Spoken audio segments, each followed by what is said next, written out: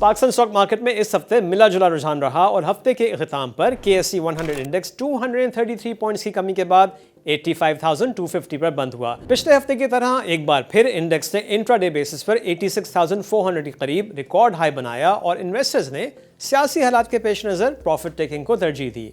इस हफ्ते इन्वेस्टर्स का ध्यान कुछ इंडिविजुअल स्टॉक्स की तरफ था जो कुछ अरसे से परफॉर्म नहीं कर रहे थे। इनमें अटक रिफाइनरी, मेपल लीफ सीमेंट और गंदारा ऑटोमोबाइल शामिल थे। इस हफ्ते फॉरेन सेलिंग में कुछ कमी हुई जो $11.6 मिलियन रही। मार्केट की फ्यूचर डायरेक्शन पर हम बात करेंगे नवीद वकील से, जो मैनेजिंग डायरेक्टर हैं के ट्रेड सिक्योरिटीज के। Naveed, welcome to the show. Naveed, stock market 85,000 के लेवल के करीब कंसोलिडेट करती हुई नजर आ रही है। आने वाले दिनों में आप मार्केट कैसी देखते हैं और ट्रिगर्स क्या होंगे? देखिए, मार्केट की जो परफॉर्मेंस है अक्टूबर में वैसे वो काफ़ी अच्छी रही है। Market is gained about 5.5% this month. जो पिछला हफ्ता अभी गुजरा है उसमें कुछ आपको कंसोलिडेशन नज़र आ रही है। मार्केट की परफॉर्मेंस रिलेटिवली फ्लैट है for the week, but outlook जो है वो मार्केट का काफ़ी पॉजिटिव है बारिंग पॉलिटिक्स। मार्केट के अंदर में फ्रॉम अ मैक्रो पर्सपेक्टिव और अगर हम कॉर्पोरेट अर्निंग्स देखें तो मार्केट का आउटलुक काफ़ी पॉजिटिव है। और उसमें जो की कैटलिस्ट है या जो ट्रिगर्स जिसको हम कहते हैं, उसमें IMF का जो अब पहला रिव्यू होगा वो ऑब्वियसली काफ़ी क्रिटिकल है। उसके अलावा मॉनेटरी पॉलिसी है जिसमें मार्केट एक्सपेक्ट कर रही है कि somewhere between another 150-200 basis points का फिर एक रेट कट आ सकता है।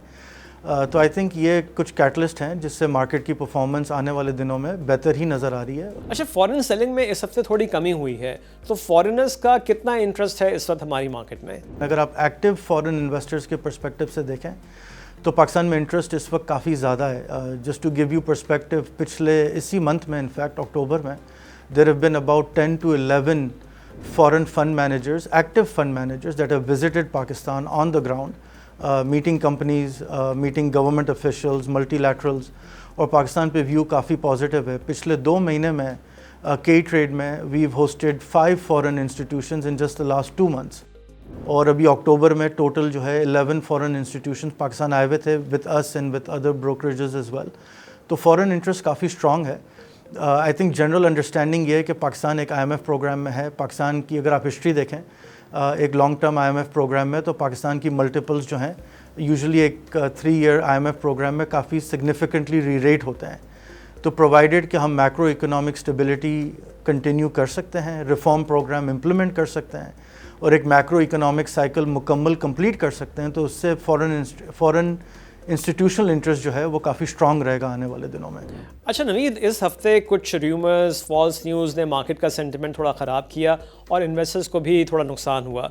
ऐसे मामलात में PSX जो फ्रंट लाइन रेगुलेटर है उसको कितना प्रोएक्टिव होना चाहिए? देखें, दिस इज़ एक्सट्रीमली अनफॉर्चुनेट। ये बहुत ज़रूरी है समझना कि मार्केट के अंदर में कॉन्फिडेंस बिल्डिंग जो है उससे बहुत वक्त लगता है और कॉन्फिडेंस को शैटर होने में बहुत जल्दी कॉन्फिडेंस जो है वो शैटर हो सकता है। तो इन चीज़ों को ज़रा देखते हुए जो है ना, ये बड़ा अनफॉर्चुनेट है कि पिछले दिनों में जो है कोई 2-3 ऐसी रूमर्स आई हैं। कुछ फैब्रिकेटेड मैसेजेस भी थे जो अनफॉर्चुनेटली सर्कुलेट किए गए और उसकी ना क्लैरिफिकेशन जो है वो काफ़ी देर से आई। मेरा अपना पर्सनल रिकमेंडेशन ये है कि एक्सचेंज लेवल पर डेफिनेटली एक मॉनिटरिंग यूनिट होना चाहिए। ये सोशल मीडिया के बहुत सारे प्लेटफॉर्म्स पे, फेसबुक हो गया, व्हाट्सएप हो गया, बहुत सारे इस तरह के अनरजिस्टर्ड, अनलाइसेंस्ड आपको ग्रुप्स नज़र आ रहे होते हैं, ठीक है, जो इन्वेस्टर्स को जो है मिसलीड करते हैं, फैब्रिकेटेड इंफॉर्मेशन प्रोवाइड करते हैं। कई इंस्टेंसेस में कैश ट्रांजैक्शंस भी इन्वॉल्व हो जाती हैं।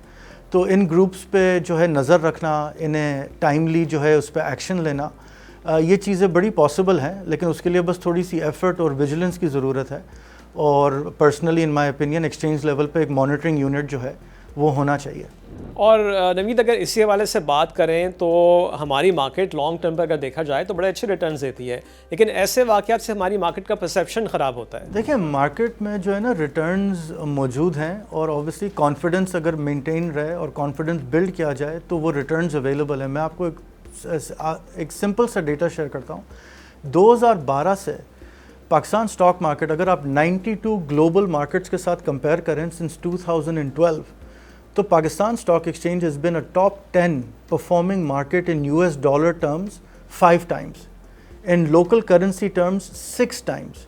अगर आप 2012 से देखें तो it's been a global top 5 market performing in US dollar terms 3 times and potentially a 4th time by the close of this year. तो मार्केट के अगर आप रिटर्न्स देखें from a dollar perspective, from a local currency perspective, तो market has been giving you good return since 2012 if you look at it from a 10-12 year perspective. तो market में returns मौजूद हैं. ओनली इशू इज़ कि whether we continue to build confidence and whether we can maintain macro economic stability. Naveed, आपका बहुत शुक्रिया. और अब नज़र डालते हैं अगले हफ्ते के कुछ इंपॉर्टेंट इवेंट्स पर. और अगला हफ्ता कॉर्पोरेट रिजल्ट्स के हवाले से काफ़ी बिजी होगा. मंडे को करंट अकाउंट का डेटा आएगा और मीज़ान बैंक के 3rd क्वार्टर के रिजल्ट्स, यूनिलीवर के फर्स्ट हाफ और PIBTL के फर्स्ट क्वार्टर के रिजल्ट्स का ऐलान किया जाएगा. ट्यूसडे को FDI और IT एक्सपोर्ट्स के नंबर्स का ऐलान किया जाएगा. वेंसडे को UBL, MCB, FFBL और मेपल लीफ सीमेंट के रिजल्ट्स जारी किए जाएंगे. थर्सडे को फैसल बैंक, बैंक अल हबीब, हबीब मेट्रो बैंक के 3rd क्वार्टर के रिजल्ट्स और इंटरनेशनल स्टील, इंटरलूप और कोहाट सीमेंट के फर्स्ट क्वार्टर के रिजल्ट्स का ऐलान किया जाएगा. और जुमे को वीकली इन्फ्लेशन के नंबर्स आएंगे. इसके अलावा फौजी सीमेंट, OGDC और लकी कोर इंडस्ट्रीज के फर्स्ट क्वार्टर के रिजल्ट्स जारी किए जाएंगे. और अब इस हफ्ते के टॉप 5 गेनर्स. इस हफ्ते अटक रिफाइनरी की शेयर प्राइस में सबसे ज़्यादा इजाफा हुआ जो 23.5% रहा. पाक टोबैको 20.3%, PSX की शेयर प्राइस में 13.8% का इजाफा हुआ. HBL ग्रोथ फ्रंट 13.5% और फ्रीजलैंड कैंपिना एंग्रो फूड्स की शेयर प्राइस में इस हफ्ते 12.9% का इजाफा हुआ. और अब इस हफ्ते के टॉप 5 लूजर्स. इस हफ्ते सबसे ज़्यादा कमी बन्नू वुलन की शेयर प्राइस में हुई और ये 12% नीचे रहा. Pakistan oil field 7.1%, Mahmood textile की शेयर प्राइस में 6.9% की कमी हुई. पैकेजेस 6.8% और निशात पावर की शेयर प्राइस में 6.2% की कमी हुई. और अब इस हफ्ते के कुछ important corporate results. Engro fertilizer के 3rd क्वार्टर की अर्निंग्स पर शेयर ₹6.41 रही. इस तरह 9 मंथ्स की EPS ₹13.47 बनती है जो 19.5% का इजाफा है. एंग्रो फर्टिलाइजर ने ₹2.50 का डिविडेंड अनाउंस किया. 3rd क्वार्टर में एंग्रो फर्टिलाइजर के ग्रॉस मार्जिन 31% रहे जो 13% का इजाफा है. इसके अलावा फाइनेंस कॉस्ट में 155% का इजाफा देखा गया जिसकी वजह से 3rd क्वार्टर की EPS में 10.6% की कमी हुई. हबीब बैंक के कंसोलिडेटेड रिजल्ट्स में 3rd क्वार्टर की अर्निंग्स पर शेयर ₹9.85 रही जो 14.4% ज्यादा है. इस तरह 9 मंथ्स की अर्निंग्स पर शेयर ₹30.03 बनती है जो 2.84% ज्यादा है. हबीब बैंक ने ₹4 का डिविडेंड अनाउंस किया जिसके बाद अब तक का पे आउट ₹9 पर शेयर बनता है. हबीब बैंक की फी इनकम में 16% का इजाफा हुआ और नॉन इंटरेस्ट इनकम 63% ज्यादा रही. बैंक अल-फलाह की 3rd क्वार्टर की कंसोलिडेटेड अर्निंग्स पर शेयर ₹8.43 रही. इस तरह 9 मंथ्स की अर्निंग्स पर शेयर ₹22.33 बनती है जो 28.25% ज्यादा है. बैंक अल-फलाह ने ₹2 का डिविडेंड अनाउंस किया जिसके बाद अब तक का डिविडेंड ₹6 पर शेयर बनता है. बैंक अल-फलाह की इंटरेस्ट इनकम में 20% का इजाफा हुआ और नॉन फंडेड इनकम में 120% का इजाफा हुआ.